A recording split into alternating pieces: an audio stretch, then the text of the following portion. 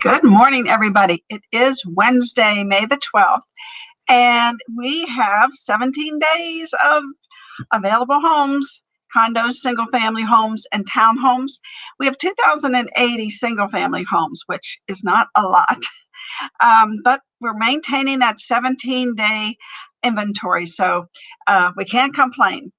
We listed 114 homes yesterday, and we put 142 under contract. So we need to list more than we sell right now. And if you watched our show yesterday, we gave you some ideas about doing some circle prospecting to do that. If you look on the chart, the $1 million homes sold so far this year, 530, which is almost 86% of what we sold in all of last year. Unbelievable. There's only 372 available, so they are selling, but people are listing because I think we've been down to maybe three in the 360s. So we are listing now. And if you notice, so far this month, we're not quite doing as well as we did in April and or March. We were doing 150 sales a day in March, and in April we got up to 155. So that's an incredible statistic right there, that we were selling 155 homes a day. It's interesting to me that maybe May will end up being as strong as April. I would have thought we would have seen that by now, but we'll see. I know we had Mother's Day, and the first couple days of the month were a weekend, so we have to take that into consideration. Hopefully everybody can hear me today. I'm never sure, so let me do a check. Hold on, please. Let's do a Facebook check here real quick. Ta-da! Ta-da! Ta-da!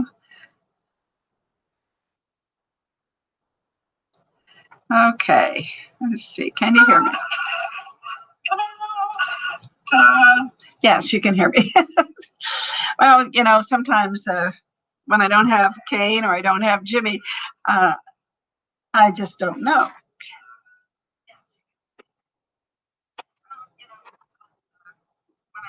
There we go. So anyway, I keep putting this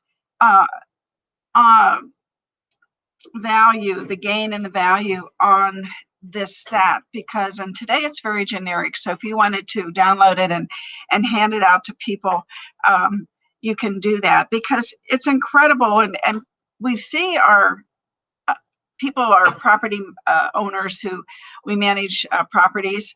A lot of them are selling, especially the Canadians, because they bought back in 2011. And if you look here, the median priced home was 120, and now it's 345. And it's even can even be higher.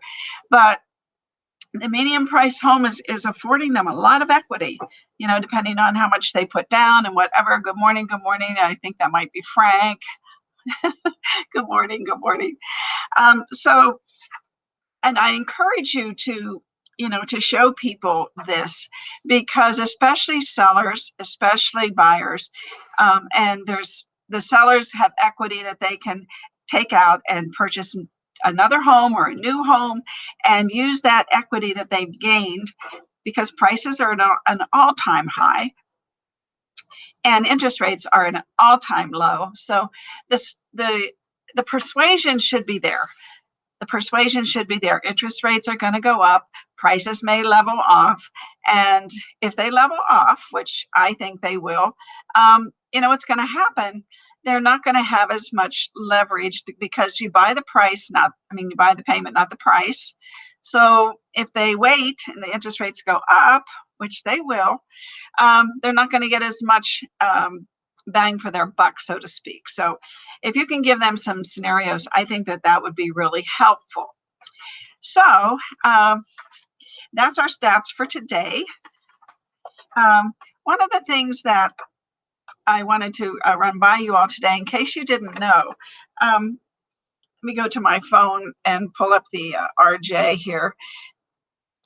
We just opened a new luxury apartment complex at Symphony Park, and I put the map up here.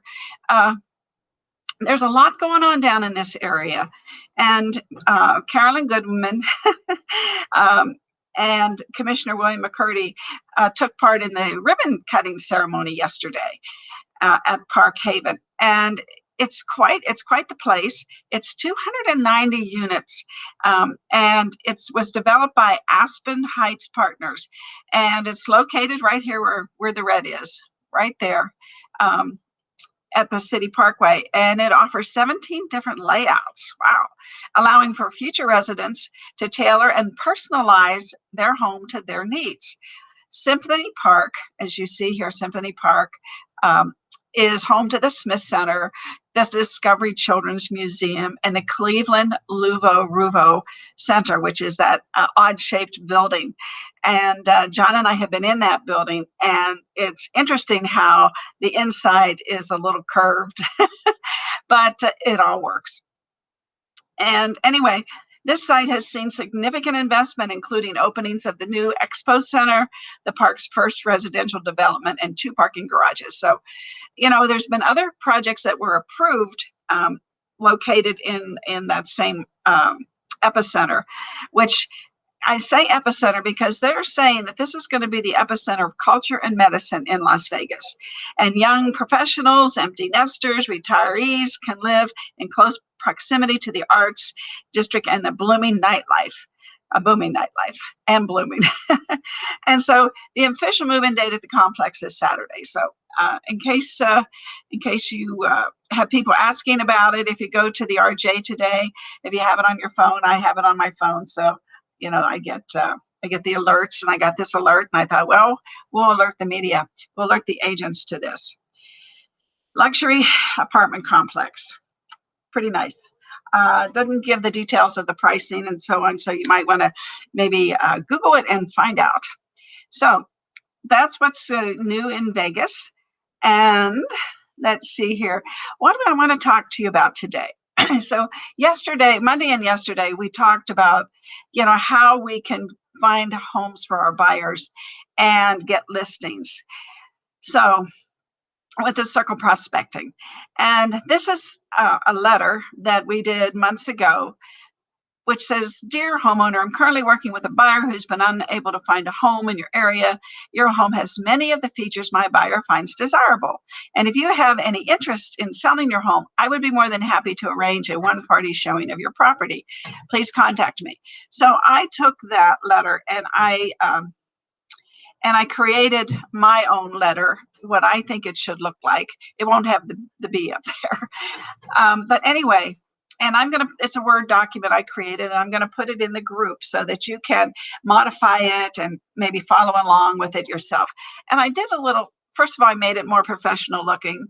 I put the logo of the company and made it the footer. I put the address of the company, and I put all of John's information there. His email address, his website, his broker number, and his phone number. And I said, "Dear Ruth, I'm currently working with a family who wants to buy a home in your neighborhood. George and Sally," now I personalized it on purpose, "the buyers, have been unable to find a home that is available. Your neighborhood and home have many of the features they find desirable. If you have any interest in selling your home, I would be happy to arrange a one-time showing of your home to them. Please contact me to discuss." Now, I changed the wording because I felt the wording was a little bit cold. It was like too standoffish, so I personalized it for everybody and made it look a little bit more professional. So I'm going to put that into the group, and it'll be a Word document so that you can download it and change it and just fill in your information. And that's it. Yeah. And we do a tagline, some like selling Las Vegas for 30 years. And that's what you might do, some tagline that generates some interest or tells people something about you. If it hasn't been, it's pretty remarkable that we've been doing this since 1987. And so that's over 30 years. And so we put that there. And yesterday, when we were talking about the circle prospecting. Uh, if you don't have people's phone numbers, or for whatever reason, and the title company, or how you don't want to go to one of those 3 sites that we gave you, you can always do a letter. You can always just real quick go to Taxstar, look up the people's names, and do a letter. And you might have to do 10 letters. If you don't know mail merge, that's fine. Just go ahead and it'll take you just a few minutes to say, "Dear Ruth," the next one, "Dear John," the next one, "Dear Frank," the next one, "Dear Karen." So it only takes a minute to change it, and then put a stamp on it, put your name on it, get their name and address, and out it goes. It's that simple. And it again, you may start. This may be the way that you start building your database. So tomorrow we're probably going to talk about your database again because it's so important, and some timelines as to what you should do with your database and when you should do it. I also want to draw your attention to this 3 reasons why we're not in a housing bubble, because this is an item of value that you might want to share with the people that you just sent the letter to. Telling them that you had a buyer, and you might say, "Hi, dear Ruth, I still have a buyer looking for a home that is available in this neighborhood, and I thought you might be interested in this, something that I send out to my special clients, and if you want to be on my list, please let me know. Just text me your email address, or here's my email address, so you can email me your email address, and then I'll send this out to you." And it doesn't hurt to do that. And over time, if you get one a month, all of a sudden you've got 12 people that are in your database, and that you've communicated with, and you've started to build a relationship with. And it's all about building relationships, like we said yesterday. It's all about building those relationships. And we have a special time right now where we can offer value to the sellers. And the other strategy that we need to get into is, so what your sellers are going to think when they get this letter is, "Okay, that's fine. Where am I going to move to?" So what you might do, and this is a personal thing, you might do a PS and say, "Oh, by the way, I can help you find a home if you're thinking of selling." I think it's kind of implied in here, but I don't know. I think some of these things with the consumer right now, I'm not real sure of what they're thinking. I think a lot of them probably, if we tell everybody, if everybody keeps saying there's no inventory, we're not going to get sellers, because sellers need to move somewhere. So we need to be careful what our messaging is. I'm going to talk some more tomorrow about some things that I found on Trillia that I think have some negative vibes to it. And I will put a positive spin on it, because it's some good information for home buyers as well, for an items of value. So we've got this for the sellers, and then tomorrow we'll have some items of value for the buyers, and we'll get into the database, some more things about your database, and I will be putting some things into the group, some items of value, so that you can think of how you're going to approach your database, your A's, your B's, your C's, and your D's.